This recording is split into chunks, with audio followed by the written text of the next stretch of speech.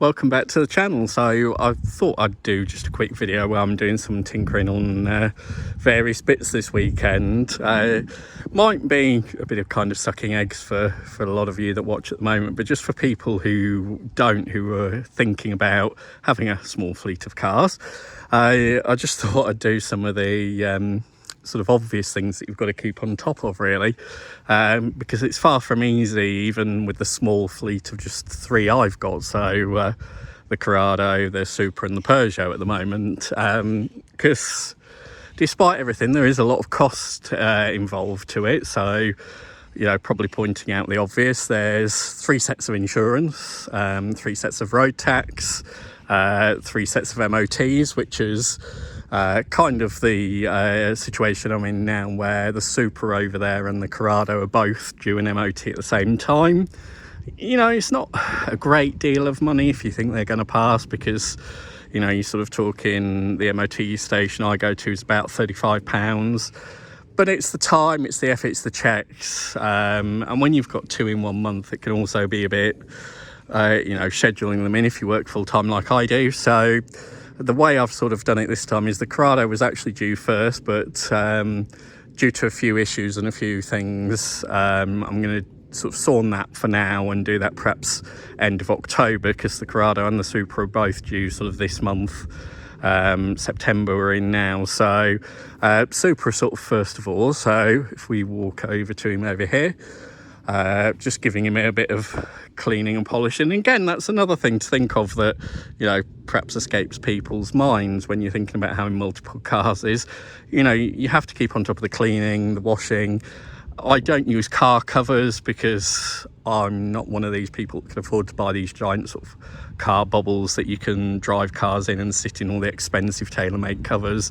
And if they're sat outside, which for space mine do, you putting them under covers means that, you know, it actually does more harm than good to the car, because it makes them sweat when you get sort of humid weather, and underneath the car cover, when the sweat creeps in, rust creeps in, and then you start getting into a whole world of issues. So they sit on the driveway uncovered, but it means you've got to keep on top of the washing and the cleaning, even if they're not going anywhere.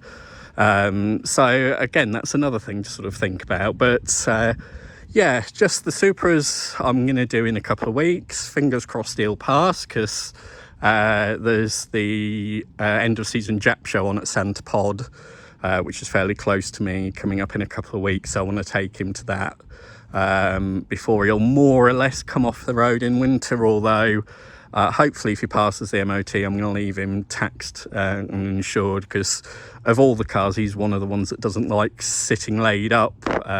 He tends to, a bit like people, I guess, really seize up, you know, and things like calipers start sticking, and he just doesn't like it. Whereas if I spin back around without making you sick to the Corrado, he's generally not so bad at sitting up, being laid up. I still run them even if they are sort of idling and things, just to keep on top of the battery charging. But yeah, so he's going to go in a couple of weeks. I'll do the MOT checks before I send him in. But again, something else to think of, you know, when you have especially older cars, is, you know, do the MOT checks before they go in. The silly little things that it can fail on, lights, wipers, tyre depths, that sort of thing. You know, it's all those things to think about doing at home before you take it in to make a pass more likely. So I know he's got his rust issues. I'm still hoping he's going to limp through this year. As you saw in last week's video, I think it was, I did an oil and filter change on him, and I'm going to do an air filter before it goes in for the MOT as well. But I'll pop a link to that video down in the description anyway, just so you can have a look if you haven't seen, because an oil change and service on that car is not easy. And given, you know, Toyota say every, I believe it's 4,000 to 6,000 miles it should be done on this car, yeah, you think they'd have made it a lot easier, but they didn't. So that's the Supra. Sort of panning back to the Corrado, yeah, this is another example of why, if you're thinking about older cars for you know, pleasure and things, you have to be aware that I've spent a lot of money on him, for me, in the past sort of 6 months to a year. He's had well over £1,000 spent, and that work was all on the engine. So it's had new cylinder head gasket, it's had the head taken off, skimmed, cleaned and decoked.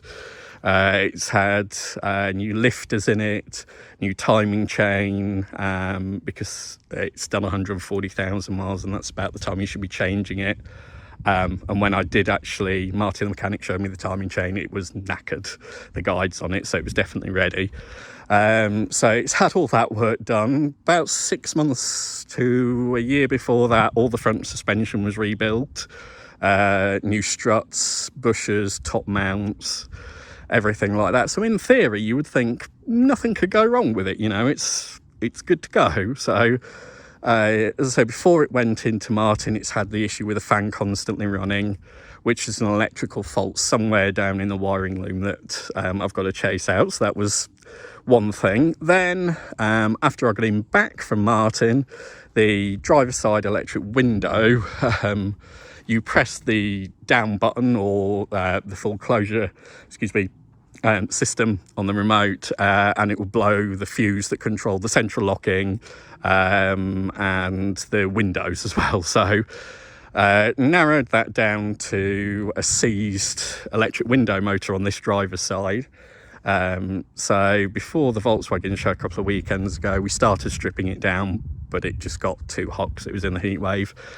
So hastily put it back together because I wanted to take him to that show. So that's still on the list to do, and it's amazing. If it was the passenger side, not so bad. Amazing, you know, going through barriers into work. When I take him, I have to go in through a barrier that you have to swipe your pass against. It's amazing how annoying it is not being able to put your driver's window down. Also, at the Volkswagen show, it caused a fair bit of confusion because rather than putting the window down for people to hand me the tickets, I was sort of opening the door, which caused a bit of confusion, to say the least. So that's fault number 2. And then I had a sort of, again, owning cars, you know, the Peugeot's not that old, but can happen to anybody. I got a nail in it and it wrote off one of the brand new front tyres I'd put on about 3 months ago. So annoying, but I sort of digress. Anyway, I was in the Corrado while that was being taken off and fixed, and then I noticed sort of driving in about 30 miles an hour under load, it was missing.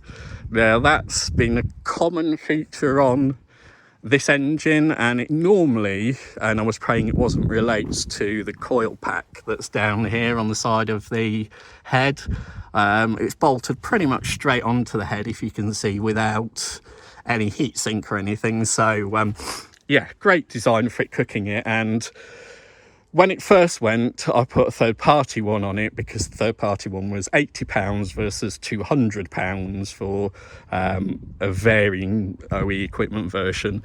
And I then had to replace that a year later because the sort of potting compound that it's in is made out of cheese and it cracks. So driving back home anyway, started sort of missing at 30 under load. I was like, oh God, no, not again. So sort of whipped the bonnet up, and literally, I don't recommend, if you think it's missing, touching the coil pack. I just sort of went around touching the leads just to make sure that nothing had come off while it was running. And I got quite a nasty shock. So it's actually one of the HT leads has broken down rather than the actual coil pack itself, which is somewhat of a blessing, I guess. But again, it's an example of, you know, older cars. You spend a lot of money. For me, this has had a lot of money spent on it in the last 6 months, and this is now a third fault it's developed. And I've literally probably done a couple of 100 miles in it. And you've got to expect this with older cars. If I pan sort of over there, the Tomcat's hiding outside, which was Ryan's. That had a similar thing. Ryan spent similar money having all his suspension, gearbox done and everything. And then on the way back, it decided to start burning oil. Nothing the mechanic had done. It was just sod's law. And so this has now developed a third fault, which means I've now got to buy another set of HT leads.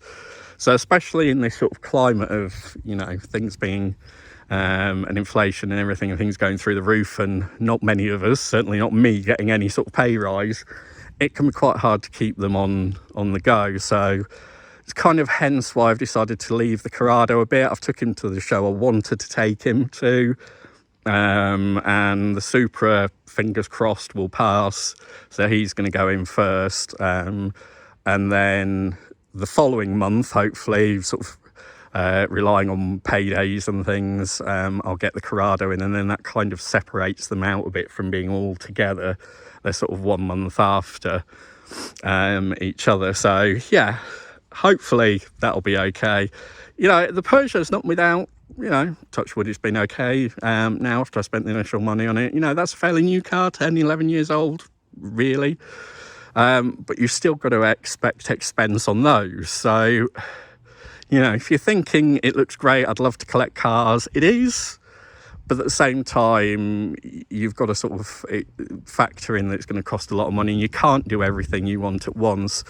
I'd love for the Supra to be not show standard, but a nicer standard than it is a good 10-foot at the minute.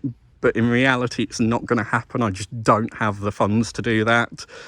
And for me, part of it is driving the cars. And whilst I can drive them and just sort of keep on top of the bits, so it's not, you know, failing MOTs badly, and it's not dangerous, and it's semi-presentable, then that'll do for me. You know, because the point for me is to drive them. But yeah, I just sort of wanted to do really, I guess, a quick waffle video, just on sort of some of the pitfalls of owning a fleet of classic cars, you know, and three by, you know, some YouTubers' fleets, there's not many at all. But, you know, if you're trying to do it on a budget, and, you know, obviously for everybody, things are very tight at the moment. It's not always easy. So that's just some of the ways I try and mitigate things. You know, the Corrado I wanted to have done this month, MOT at the same time as the Supra. It's not going to happen. Currently, because of the way the UK insurance system works, unlike some other countries, I believe, like the US, I think, where the person's insured. You know, I could do multi-policies for these, for the classics, but I've looked and it's not that much cheaper. So I'm with brokers for them at the moment, which are pretty good. I can recommend Adrian Flux. Again, I'm not sponsored by them or anything. I just happen to find them pretty good at these sort of 90s cars. But yeah, it's a case of, at the moment, they're both insured. But, you know, I had to reinsure the Corrado recently. And whilst it's only a few £100, you know, it's a few £100 that's very scarce for me at the moment. So rather than having them both insured, I'm going to have to choose one of them for over the winter period and just have one of them insured, keep the other tucked away, and then when we come to summer next year, maybe things will be a bit better, and we'll see then. But again, it's, you know, if you're thinking about these sort of things and you want to use the cars, it's definitely something to think about. You know, the insurance costs, I mean, these are pretty good. They're a couple of £100 to £300 fully comp each, unlimited mileage. But again, that adds up when you've got multiples. So, you know, and it's things to look at. Even fuel, you know, the Corrado and the Supra, I only run on E5. I won't touch E10 with them because I've spent a fortune on the engines and they're not designed to run on it. You know, and it's a case of sometimes I'd love to drive both of them, but I can only afford to put fuel in one of them to drive. So that's the thing to remember. The Peugeot, I always need to have fuel in because that's my daily work car. So it's especially at the moment for a lot of people, it swings and roundabouts. But yeah, I've probably waffled on enough, but I just wanted to do just sort of a little kind of vloggy bit, I guess, just on, you know, what it takes to run some of them, you know, and the servicing. Again, because I do it myself, it's fairly cheap, but it adds up once you start adding multiples in there. So yeah, just a bit of a thing to think about getting into 80s, 90s cars. I got into these in terms of purchasing them at the right time, you know. These were sort of 10 years ago where the values were pretty low for these cars. Now they're jumping up. So if you do want a 90s, 80s classic car, then I would seriously, if you can, look now, because they're only going to go up and up. I've seen it with both the Corrado and the Supra. So yeah, just a few things to think about if you're thinking of looking at sort of 80s, 90s classics. But if you do like what you see, do like and subscribe, and see you again soon.